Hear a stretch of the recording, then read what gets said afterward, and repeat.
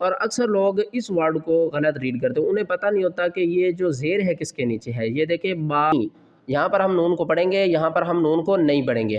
یہ جو جیم آ رہا ہے نا چھوٹا سا، اس کا مطلب ہے السلام علیکم ورحمۃ اللہ وبرکاتہ۔ قرآن پاک کے موسٹ ڈیفیکلٹ ورڈ پڑھنے کی یہ سیریز جاری ہے۔ یہاں پر دیکھیں تو آج ہم جو سورۃ الحجرات ہے اس کی آیات نمبر 11 میں جو مشکل ترین ورڈ ہے اس کو پڑھنا سیکھیں گے۔ اکثر لوگ کنفیوز ہو جاتے ہیں کہ انہیں پتہ نہیں ہوتا کہ یہ جو چھوٹی سی زیر ہے یہ کس کے نیچے ہے۔ اس سے پہلے دیکھیں الف بھی آ رہی ہے، لام اور پھر الف اور پھر سین جو ہے وہ ساکن ہے۔ اس سے پہلے دیکھیں تو سین کے اوپر زبر ہے، تو ہم اس کو کس طرح پڑھتے ہیں؟ اکثر لوگ یہاں پر غلطی کرتے ہیں، اس ورڈ کو غلط پڑھتے ہیں جنہیں نہیں پتہ ہوتا۔ اور یہاں پر دیکھیں تو اس کے ہم نے ہجے کس طرح کرنے ہیں۔ میم ساکن، میم مشدد کے بعد نون ساکن بھی ہے، اور پھر میم مشدد نون مشدد ہے، اس کے بعد آ رہی ہے مد۔ اس کو کس طرح پڑھنا ہے؟ اور یہاں پر دیکھیں یہاں پر ہم نے نون کو پڑھنا ہے یا نہیں پڑھنا۔ اور آگے دیکھیں تو یہاں پر یہ چھوٹا سا جیم کا سائن آ رہا ہے، اس کو کس طرح پڑھنا ہے؟ زا کے آگے واو ہے، اس کے اوپر چھوٹی سی مد ہے، اس کو کس طرح پڑھنا ہے؟ اور یہاں پر جب با ساکن ہوگا تو اس کے اوپر قلقلہ ہوگا یا نہیں۔ آج کی اس ویڈیو میں مکمل آپ کو گائیڈ کروں گا۔ یہ سب سے پہلے آپ پارہ نوٹ کریں اور اس کے بعد سورہ اور آیات نمبر۔ پارہ ہے حامیم، قرآن پاک کا 26واں پارہ ہے، اور جو قرآن پاک کی سورت ہے وہ ہے 49 سورت، یعنی کہ 49 سورہ ہے قرآن پاک کی، اور سورۃ الحجرات ہے، اور اس کی جو آیات نمبر ہے وہ 11 ہے۔ 11 نمبر آیات میں یہ مشکل ترین ورڈ ہے۔ سب سے پہلے اکثر لوگ اس کو پڑھتے ہیں بئسل اسم الفسوق، یہ لوگ غلطی کرتے ہیں کہ اس کو کس طرح پڑھتے ہیں؟ بئسل اسم، اور اس کے بعد اس نون کے ہجے کرنے انہیں نہیں آتے۔ سب سے پہلے ہم اس کے ہجے کرتے ہیں اور پھر اس کے کریں گے۔ میم نون زیر من، اس نون کو ہم نہیں پڑھیں گے، میم کو آگے نون سے ملائیں گے کیونکہ نون مشدد ہے۔ جب بھی مشدد لیٹر ہوگا اس سے پہلے والا متحرک حرف اس کے ساتھ ملا کر پڑھا جائے گا۔ میم نون زیر من، سین الف مد زبر سا، من نساء گنا کر کے پڑھیں گے، من نساء حمزہ دو زیر ان، من نساء ان پڑھیں گے، ان گنے کے ساتھ حمزہ کو نہیں پڑھیں گے کیونکہ آگے حروف حلقی میں سے عین آ رہا ہے، اور اس سے آگے یہ یا آ رہا ہے اور اس کے اوپر مد بھی ہے اور کھڑا زبر بھی ہے۔ یہ سین پڑھی جائے گی، اس یا کو بھی ہم نہیں پڑھیں گے۔ کس طرح؟ عین زبر آ، سین مد کھڑا زبر سا، آسا۔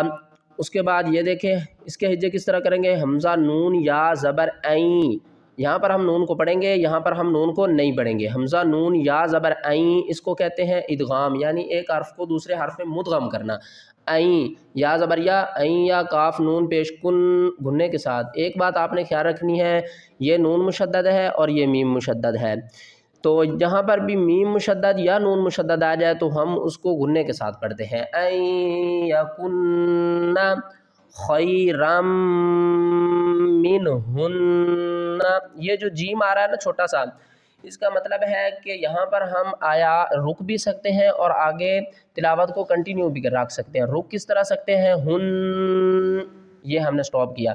اگر ہم یہاں پر اپنی تلاوت کو نہیں روکیں گے تو پھر ہم کس طرح پڑھیں گے؟ خیرا منہن ولا تلمزوا، اور یہاں پر دیکھیں وقف کی صورت میں ہم کس طرح پڑھیں گے؟ بالالقاب، القاب۔ ایک بات آپ نے خیال رکھنی ہے، جب بھی لاسٹ حرف ساکن ہو رہا تو اس سے پہلے اگر حروف مدہ ہے تو ہم کیا کریں گے؟ اس کو کھینچ کر پڑھیں گے۔ کتنی الف کی مقدار؟ 3 الف کی مقدار، اور لاسٹ والا حرف اگر حروف قلقلہ میں سے ہوگا تو ہم اس کے اوپر قلقلہ کریں گے، یعنی اسے ہلا کر پڑھیں گے۔ کس طرح؟ بالالقاب۔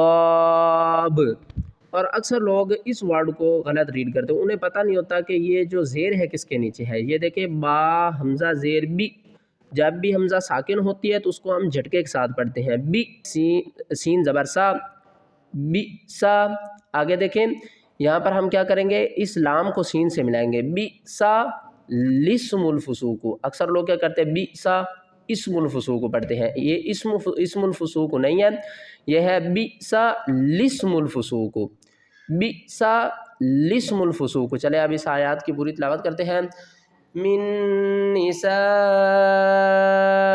عسى أن يكن خيرا منهن ولا تلمزوا أنفسكم ولا تنابزوا بالألقاب بئس الاسم الفسوق بعد الإيمان ومن لم يتب فأولئك هم الظالمون.